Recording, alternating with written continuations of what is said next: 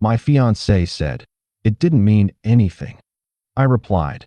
Then neither do we. Then I canceled the wedding, returned the ring, walked away calmly, and I smiled when her truth came out publicly. Hey Reddit. Before we dive into the drama, let me give you a quick rundown of my life up to that point. I'm 31, single now, obviously, and I've spent the last decade building a career that lets me work remotely from home most days. Growing up in a small town in the Midwest, where everyone knew each other's business, my parents instilled in me the value of hard work and honesty from a young age. My dad was a mechanic who fixed cars for the neighbors on weekends, teaching me that reliability isn't just a trait, it's a promise. My mom, a teacher, emphasized integrity, saying, "A man's word is his bond." Those lessons stuck, shaping me into someone who tackles challenges head-on, whether it's debugging code at 2 a.m. or helping a friend move across town. I landed in software development after college, starting as a junior developer at a startup and climbing the ladder through sheer grit. Now, I manage projects from my home office, surrounded by screens and coffee mugs, with the flexibility to travel when I want. It's a good life, but it's not flashy. I'm content with routine, the kind that builds stability rather than thrills. I met my fiancée, let's call her Sarah for the sake of the story, though I won't use names beyond that, during my sophomore year in college. She was studying marketing, I was in computer science, and we bonded over late-night coffee runs in the campus library, debating everything from startup ideas to our dream vacations. We'd stay up until dawn, sharing ambitions like conquering the tech world or backpacking through Europe. Those conversations turned into dates, then a steady relationship. We dated for 5 years before I proposed on a beach trip, popping the question under a sunset we'd talked about for years. For a while, it felt like we were on the same page, saving for a house in the suburbs, planning trips to national parks, even casually discussing kids someday. She pushed me to take risks at work, and I encouraged her creative side in her marketing gigs. I wasn't the flashy type. I preferred quiet evenings at home, cooking dinner together, think homemade pasta and red wine, or binge-watching shows like The Office while laughing at the absurdity of office life. My friends always joked that I was boring in the best way, steady, dependable, the guy who'd show up for you no matter what. Like the time I drove 3 hours to pick up a buddy stranded at the airport, or when I organized a surprise birthday party for my sister without anyone knowing. But beneath that calm exterior, I had my insecurities. I'd been cheated on once before, in my early 20s, by a girlfriend who ghosted me after a summer fling turned serious. It left emotional scars, making me hypervigilant about trust. That's why, when things started feeling off with Sarah, her vague excuses for late nights at work, the way she'd dodge questions about her phone, I brushed it aside. Work stress, I told myself. Wedding jitters. Little did I know, it was the calm before the storm, a buildup of doubts I'd buried deep to keep our perfect picture intact. It was a rainy Tuesday evening, the kind where the downpour hammered against the windows like it was trying to break in, and the sky outside our apartment was a murky gray that mirrored the storm brewing inside me.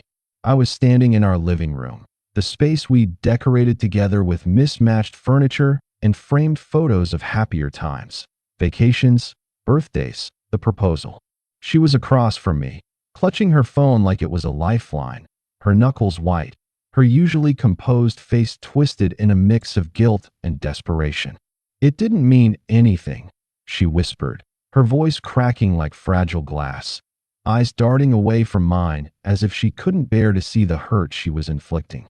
The air felt thick, almost suffocating, heavy with unspoken secrets and the scent of rain-soaked earth seeping through the cracked window. I could feel my heart pounding in my chest, a relentless thud that echoed in my ears, drowning out the patter of raindrops. What the hell was she talking about? Was this some twisted joke, a bad dream I'd wake up from? Or had my world just tilted off its axis, spinning into chaos without warning? In that instant, everything froze. My mind raced through possibilities. Had she been texting an ex? A coworker?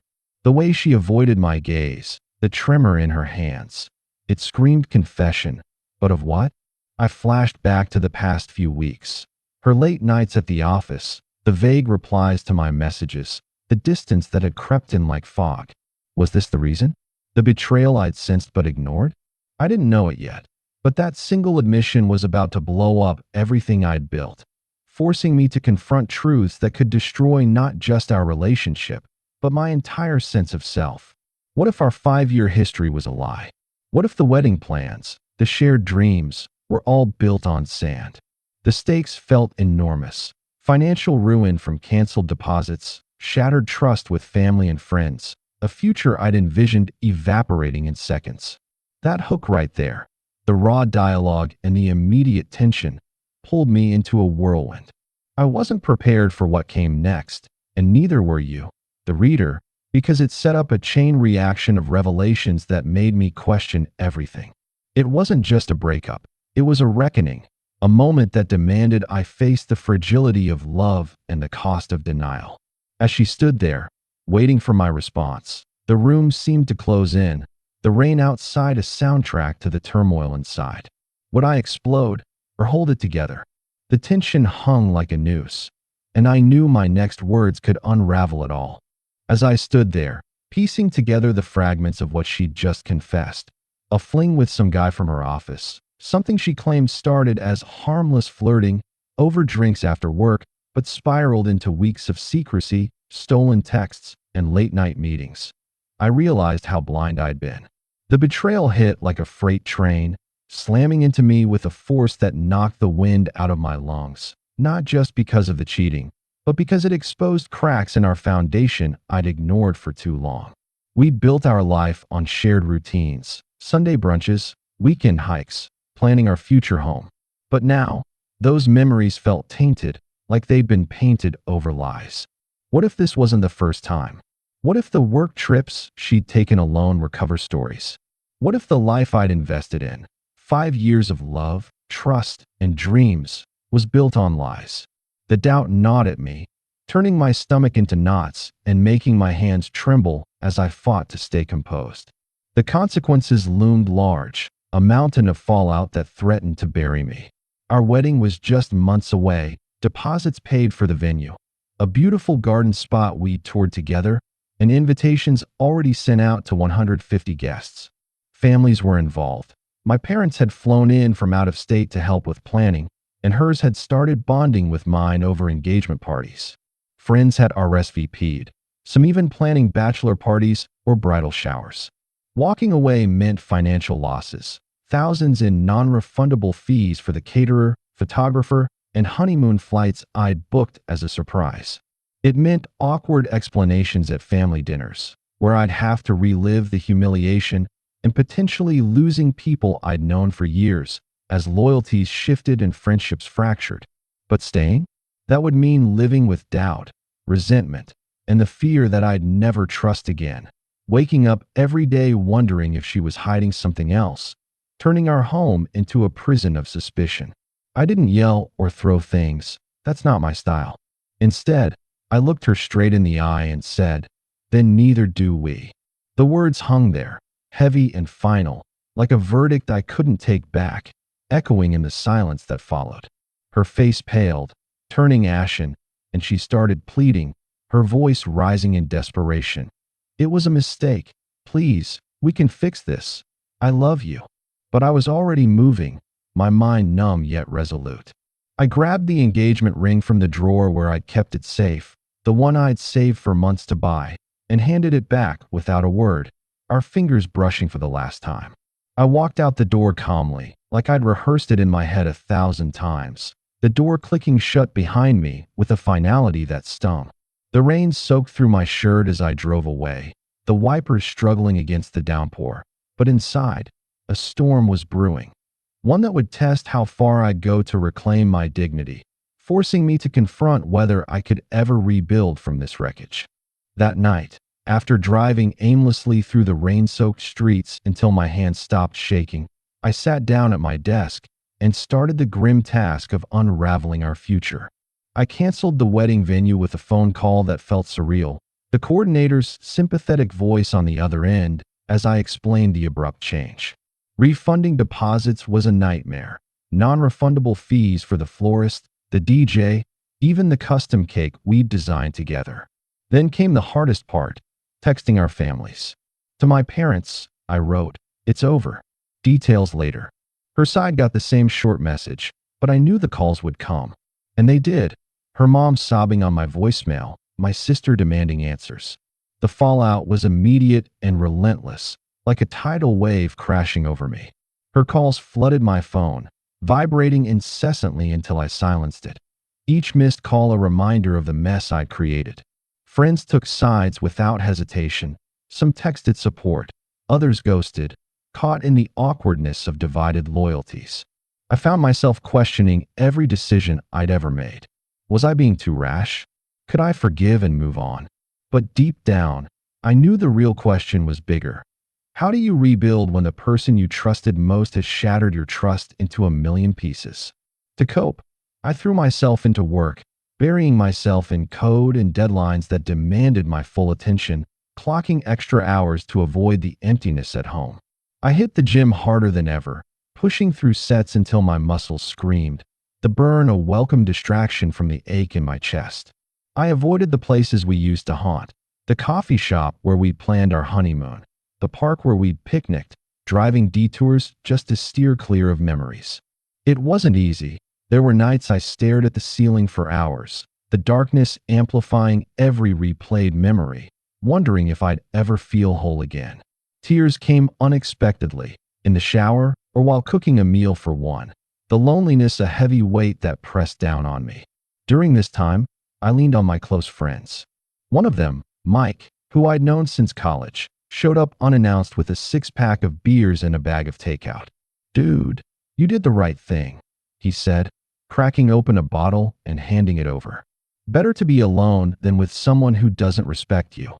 Remember that fling you had in college? You bounced back stronger." His words helped, but the loneliness hit hard, a void that no amount of company could fill completely. I started journaling, something I'd never done before, scribbling pages of raw thoughts to process the anger, sadness, and confusion. It was therapeutic, forcing me to confront my own role. Had I been too focused on work, ignoring red flags? Too trusting, blinding myself to her distance? The consequences extended beyond emotions. I had to scramble to find a new place to live since the apartment was in her name, crashing on Mike's couch for a week while hunting for rentals. Mutual friends ghosted me, their silence a sting that made social gatherings feel like minefields. Through it all, I clung to the hope that this pain was temporary, a step toward healing, even as the world felt like it was crumbling around me. Then, about a month later, as I was starting to pick up the pieces of my life, settling into a new apartment, diving back into hobbies I'd neglected, the truth started leaking out like a slow drip that turned into a flood. It began with whispers among mutual acquaintances, those subtle nods and sideways glances at gatherings I reluctantly attended. "Did you hear about Sarah?" someone would murmur, and I'd feign ignorance, my heart racing. But soon, those whispers turned into posts, anonymous at first, popping up on local Facebook groups and Reddit threads. Suddenly, her harmless fling wasn't so innocent anymore.